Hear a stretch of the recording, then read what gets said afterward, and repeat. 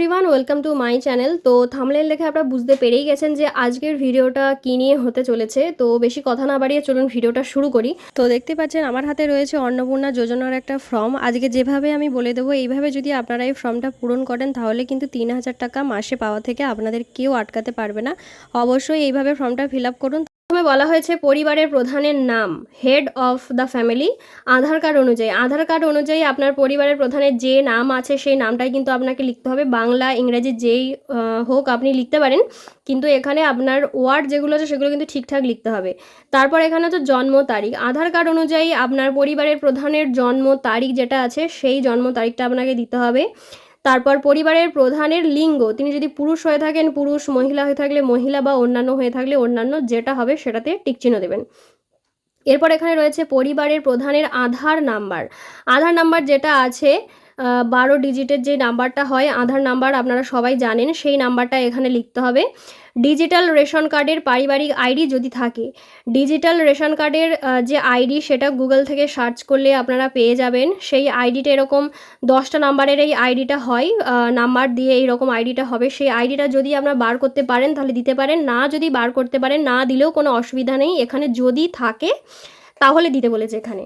তারপর এখানে বলেছে পরিবারের সদস্য সংখ্যা। আপনার পরিবারের সদস্য কতজন সেই অনুযায়ী আপনাকে লিখতে হবে, শুধুমাত্র সংখ্যায়, কথাই লেখা যাবে না, এইভাবে সংখ্যায় আপনাকে দিতে হবে। এখানে পরিবারের সদস্য সংখ্যা 5 ছিল তো আমি 5 করেছি। ঠিকানা বলতে এখানে পরিবারের প্রধানের যে ঠিকানা, স্থায়ী যে ঠিকানা, সেই ঠিকানা অর্থাৎ তিনি যেখানে জন্ম হয়েছে বেড়ে উঠেছেন সেই যে ঠিকানা, সেই ঠিকানাটা এখানে দিতে হবে। গ্রাম, পোস্ট, থানা, জেলা, পিন, এই ঠিকানাটা এই ছকটাই পূরণ করতে হবে। যোগাযোগ নম্বর, পরিবারের প্রধানের যে যোগাযোগ নাম্বার সেই নাম্বারটা দিতে হবে। বিশেষত পরিবারের প্রধানের আধার নাম্বার সংযুক্ত মোবাইল নাম্বার, মানে আপনার পরিবারের যে প্রধান তার আধার কার্ডে যেই নাম্বারটা দেওয়া আছে ফোন নাম্বারটা, সেই নাম্বারটাই কিন্তু এখানে অ্যাড করতে হবে। এরপর বলা হয়েছে নাম, জন্ম তারিখ, লিঙ্গ, পরিবারের প্রধানের সঙ্গে সম্পর্ক, আধার নাম্বার, পরিবারের সকল সদস্যের। আচ্ছা, এরপর বলেছে বয়স 5 বছরের কম হলে আধার এনে চিহ্নিত করতে হবে। আপনার পরিবারের যে সদস্যদের আপনি ডিটেলস দেবেন তাদের যদি বয়স 5 বছরের নিচে হয় সেখানে আধার কার্ডের নাম্বারের জায়গায় আপনারা এনে দিতে পারেন, নাহলে কিন্তু আপনাদেরকে আধার কার্ডের নাম্বারটা দিতে হবে।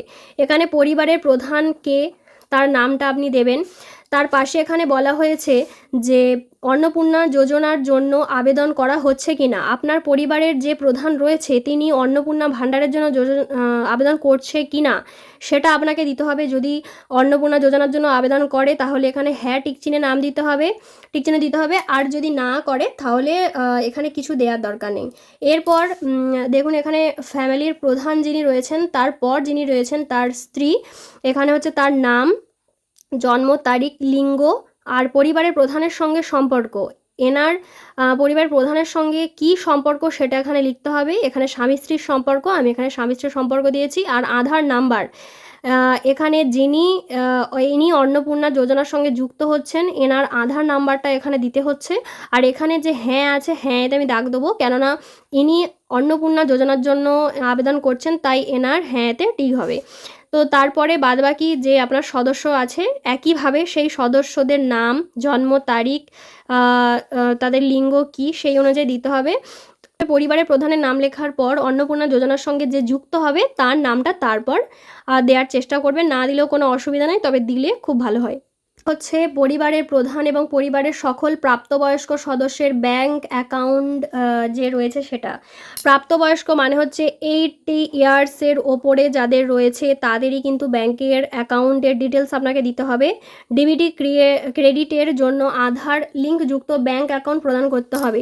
অতএব তাদের যে ডিবিটি লিঙ্ক রয়েছে, মানে আধার কার্ডের সঙ্গে যে ব্যাংকের অ্যাকাউন্ট যে লিঙ্কটা রয়েছে ডিবিটি লিঙ্ক, সেই অ্যাকাউন্টটাই কিন্তু একমাত্র দিতে হবে, অন্য কোনো ব্যাংকের অ্যাকাউন্টের ডিটেলস দিলে কিন্তু হবে না। এখানে যে হেড রয়েছে, পরিবারের যে প্রধান রয়েছে তার কোন ব্যাংকের নাম, অ্যাকাউন্ট নাম্বার আর আইএফএসসি কোড সেটা কিন্তু আপনাকে দিতে হবে। অবশ্যই ডিবিটি লিঙ্কের সঙ্গে যুক্ত ব্যাংকের ডিটেলস দিতে হবে। সেটা আপনার গ্রামীণ ব্যাংকের ক্ষেত্রেও হতে পারে, এসবিআই হতে পারে, পাঞ্জাব ব্যাংকের ক্ষেত্রেও হতে পারে। যার যেই ব্যাংকের সঙ্গে ডিবিটি লিঙ্ক রয়েছে সেই ব্যাংকের সঙ্গে ডিবিটি লিঙ্ক যুক্ত ব্যাংকের ডিটেলসটা এখানে আপনি শেয়ার করবেন। আপনার প্রত্যেকটা সদস্যের শেয়ার করার পর এখানে বলা হয়েছে epic head of the family এবং সকল প্রাপ্তবয়স্ক সদস্য ভোটার তালিকার অংশ নাম্বার সমূহ। আপনার দেখবেন ভোটার যে কার্ড রয়েছে তাতে একটা এরকম এপিক নাম্বার থাকে, এই ধরনের দেখতে হয়, সেই এপিক নাম্বারটা আপনাকে দিতে হবে। আর এখানে বলেছে বিধানসভা ক্ষেত্র এবং অংশ নম্বর। আপনারা দেখবেন ভোটের আগে আপনাদের দেখবেন যে একটা জেরক্সের মতো দিয়ে যায়, যেখানে আপনাদের বিধানসভা ক্ষেত্রের নম্বর এবং অংশ নম্বর দেয়া থাকে। এইভাবে যেটা দেয়া থাকে এই অংশ নম্বরটা আপনাকে দিতে হবে। এটা আপনাকে প্রত্যেকের দিতে হবে, যাদের যাদের ভোটার তালিকায় নাম উঠেছে তাদের প্রত্যেকের এই জিনিসটা ফিল আপ করতে হবে।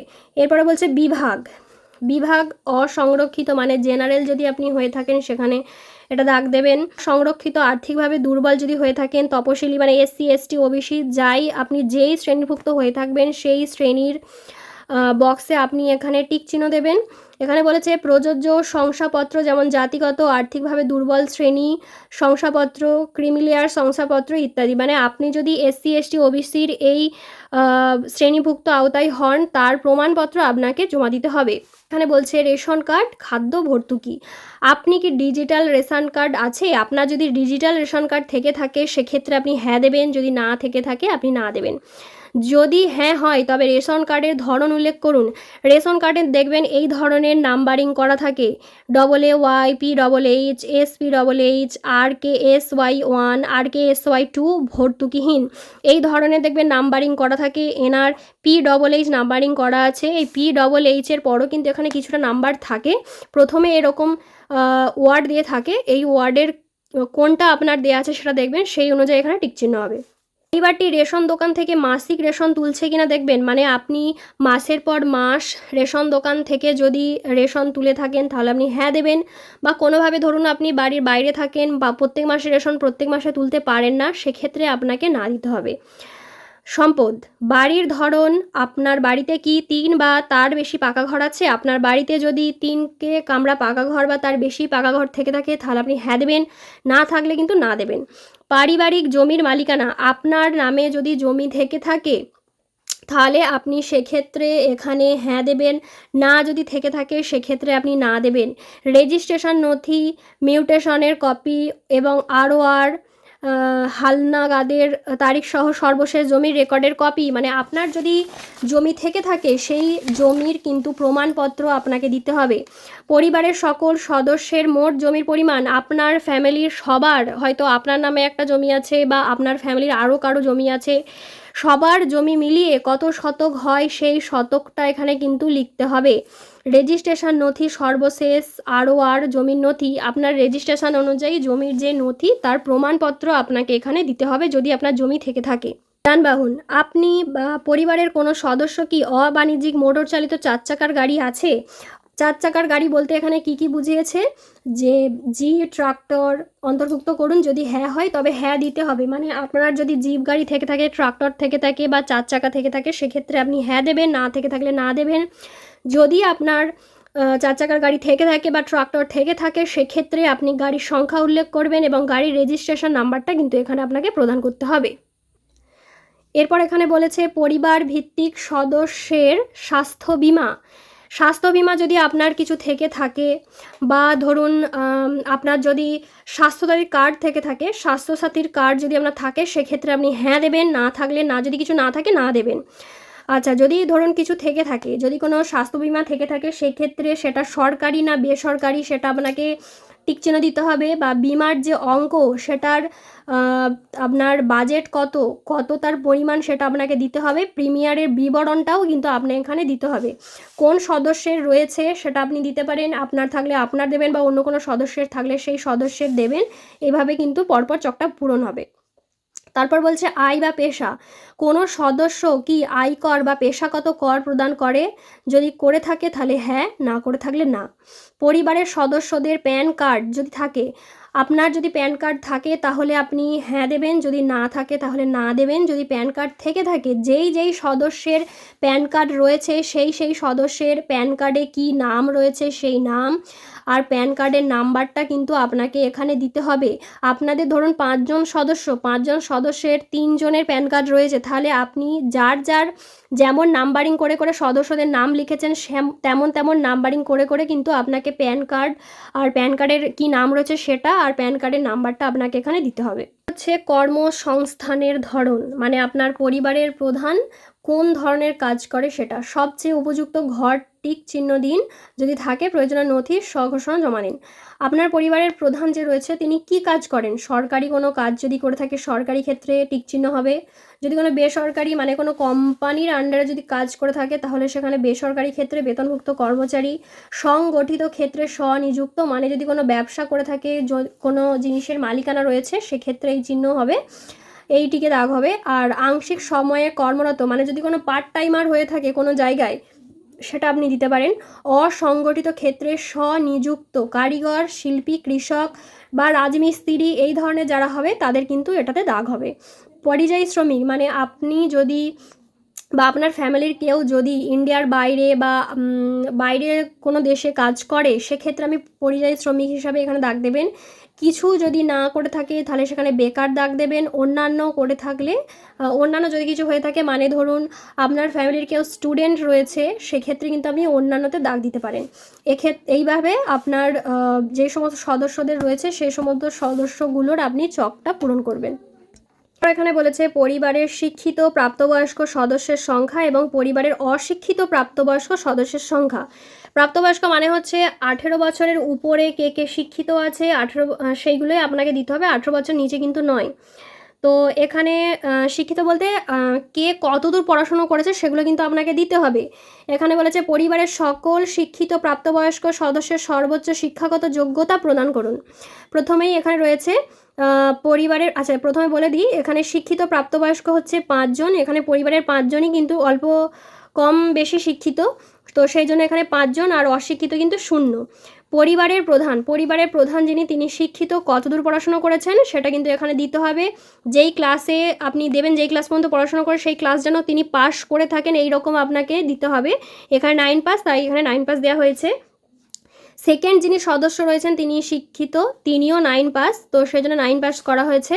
তারপরে সদস্য শিক্ষিত, বিএ পাস, তারপরে সদস্য বিএ পাস, এইভাবে যে যত দূর ডিগ্রি নিয়েছেন সেটা কিন্তু আপনাদেরকে এখানে দিতে হবে। কোনো সদস্য কি কোনো সাংবিধানিক পদ, মন্ত্রী, সাংসদ, বিধায়ক, পৌর স্থানীয় সংস্থা এবং পঞ্চায়েত সংস্থার প্রাক্তন বা বর্তমান ধারক। আপনার ফ্যামিলির বা আপনার পরিবারের যদি কেউ আপনার সংসদের সঙ্গে যুক্ত থাকে, মন্ত্রীর সঙ্গে যুক্ত থাকে, ধরুন গ্রাম পঞ্চায়েতের প্রধান হলো, এই ধরনের যদি কেউ থেকে থাকে সেক্ষেত্রে কিন্তু আপনাকে সেই নথিও প্রদান করতে হতে পারে। প্রয়োজনীয় সহায়ক নথি থাকলে জমা দিন বা স্বঘোষণা করুন। যদি হয়ে থাকে তাহলে হ্যাঁ দেবেন, যদি কেউ না থাকে তাহলে না দেবেন। যদি কেউ ওই পদে থেকে থাকে তাহলে তার সদস্য নম্বর কত সেটা কিন্তু আপনাকে দিতে হবে। তারপরে বলছে কোনো সদস্য কি সরকারি পেনশনভোগী। আপনার ফ্যামিলির যদি কোনো ধরুন সরকারি কর্মচারী ছিলেন, আপাতত তিনি সরকারি কর্মচারী নন কিন্তু তিনি পেনশন পান, সেক্ষেত্রে কিন্তু আপনাকে তার জন্য পেনশনের যে সদস্য নম্বর সেটা দিতে হবে। পেনশন পেলে হ্যাঁ দেবেন, না হলে না দিতে পারেন। আর হ্যাঁ, যদি পেনশন পেয়ে থাকে তাহলে কিন্তু পেনশনের স্লিপটা আপনাকে প্রদান করতে হবে। তারপরে বলছে কোনো সদস্য কি জিএসটির অধীনে নিবন্ধিত আছেন, যদি থাকে হ্যাঁ, না থাকলে না। পরিবারের মোট বার্ষিক আয়, আপনার ফ্যামিলির বা আপনার পরিবারের মোট বার্ষিক আয় কত, বছরে মোট কত টাকা ইনকাম হয় সেটা আপনাকে দিতে হবে। অবশ্যই অঙ্কে আপনাকে প্রকাশ করতে হবে, এখানে কথাই দিলে হবে না। পরিচয়পত্র CAA আবেদন এর বর্তমান অবস্থা যদি থাকে, আপনার ফ্যামিলির যদি কেউ CAA আবেদন করে থাকে তাহলে যদি হ্যাঁ হয় তাহলে আবেদনের এখানে হ্যাঁ দেবেন আর আবেদনের নম্বরটা এখানে দিতে হবে। ইস্যু করা যদি সবে হয়ে থাকে তাহলে তার সার্টিফিকেট দিতে হবে। যদি এই ধরনের কোনো কিছুই না থাকে তাহলে অবশ্যই প্রযোজ্য নয় দেবেন। এখানে ফ্যামিলির সবাই প্রযোজ্য নয়, তাই এখানে প্রযোজ্য নয়। বলা হয়েছে যে অন্যান্য কিষাণ ক্রেডিট কার্ড, ARD, শিল্প ক্রেডিট কার্ড, মৎস্যজীবী ক্রেডিট কার্ড, শিক্ষার্থী credit card, student credit card, এই ধরনের কোনো ক্রেডিট কার্ড যদি পরিবারের প্রধান বা পরিবারের অন্য কেউও যদি নিয়ে থাকে তাহলে সেক্ষেত্রে তার কিন্তু বিবরণ এখানে দিতে হবে।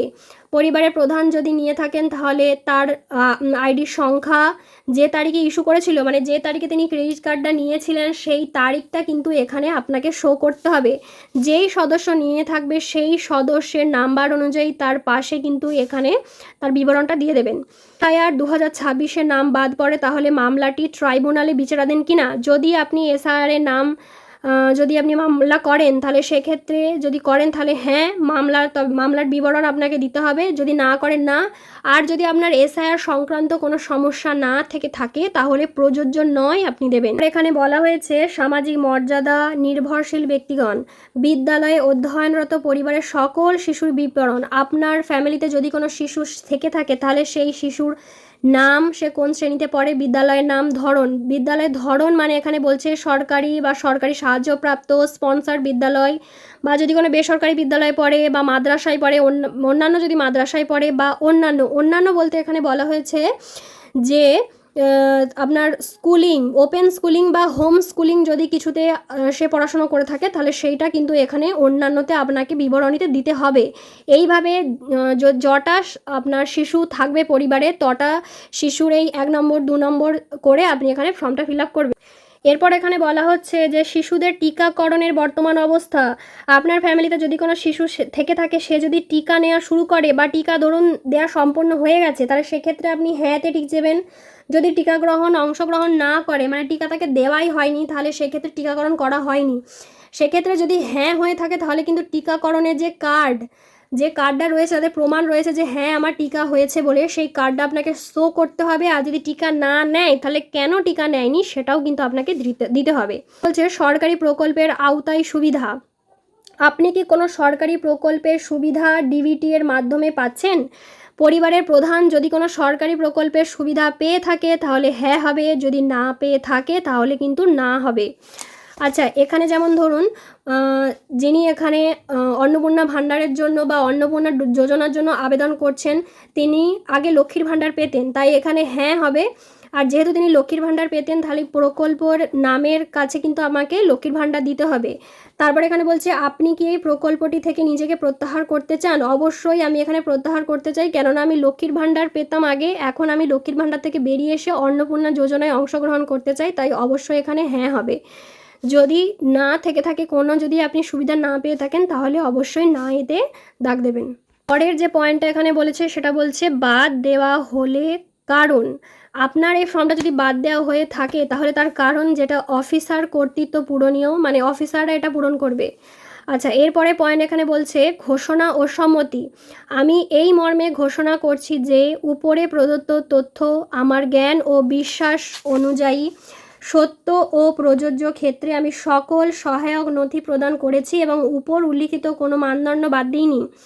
আমি অবগত যে আমার প্রদত্ত কোনো তথ্য মিথ্যা প্রমাণিত হলে আমার সামাজিক সুরক্ষা সংক্রান্ত সুবিধা সমূহ বন্ধ হয়ে যেতে পারে। মানে এতক্ষণ যে আপনি ফর্মটা ফিল আপ করলেন সেই ফর্মটা আপনি সজ্ঞানে ফিল আপ করেছেন এবং যা যা নথি আপনি এখানে দিয়েছেন তার প্রত্যেকটা নথির আপনি সঠিক দিয়েছেন। যদি সঠিক না হয়, যদি ভুল প্রমাণিত হয় তাহলে কিন্তু আপনাকে যে সুবিধাগুলো পান সেই সুবিধাগুলো থেকে বাদ দেয়া হতে পারে, সেটার সম্মতি আপনি এখানে জানাচ্ছেন। আপনাকে এই সম্মতর জায়গায় টিক চিহ্ন দিতে হবে। এরপর যেই জিনিসটা নিয়ে সবাই খুব কনফিউজড সেটা হচ্ছে স্বাক্ষর। এখানে কার সই হবে? তো এখানে সইটা হতে পারে আপনার পরিবারের যাকে প্রধান করেছেন তার, বা যিনি অন্নপূর্ণা যোজনার সাথে যুক্ত হবেন তার, যে কোনো একজন সই করলেই হবে। এটা কোনো ব্যাপার নয়, যে কোনো একজন সই করলেই কিন্তু পূরণ হবে। আপনি এতটা পর্যন্ত এই ফর্মটা ফিল আপ করবেন। তারপর যেটা রয়েছে সেখানে বলা হয়েছে শুধুমাত্র সরকারি ব্যবহারের জন্য এখানে যে অফিসাররা থাকবে তারা এটা পূরণ করবে, এটা আপনার পূরণ করার জন্য নয়। আপনি শুধুমাত্র এত দূর এই ফর্মটা পূরণ করবেন। তো এই হলো আজকে আমাদের অন্নপূর্ণা যোজনার 12 পাতার ফর্ম ফিল আপ। এখানে যদি কোনো অসুবিধা থেকে থাকে তাহলে আপনারা আমাকে অবশ্যই কমেন্টে জানাতে পারেন। আর হ্যাঁ, সব থেকে লাস্টে এই ফর্মের সঙ্গে আপনাকে ভোটার কার্ড, আইডেন্টি কার্ড, আধার কার্ড, ব্যাংকের বই, প্যান কার্ড এগুলো অ্যাড করতে হবে। আর যদি আপনি SC STর আওতায় হয়ে থাকেন বা জমির মালিকানা থেকে থাকে, শিশুদের যে বিবরণীগুলো রয়েছে সেগুলো কিন্তু আপনাকে জেরক্স হিসাবে অ্যাটাচ করতে হবে এই ফর্মের সঙ্গে।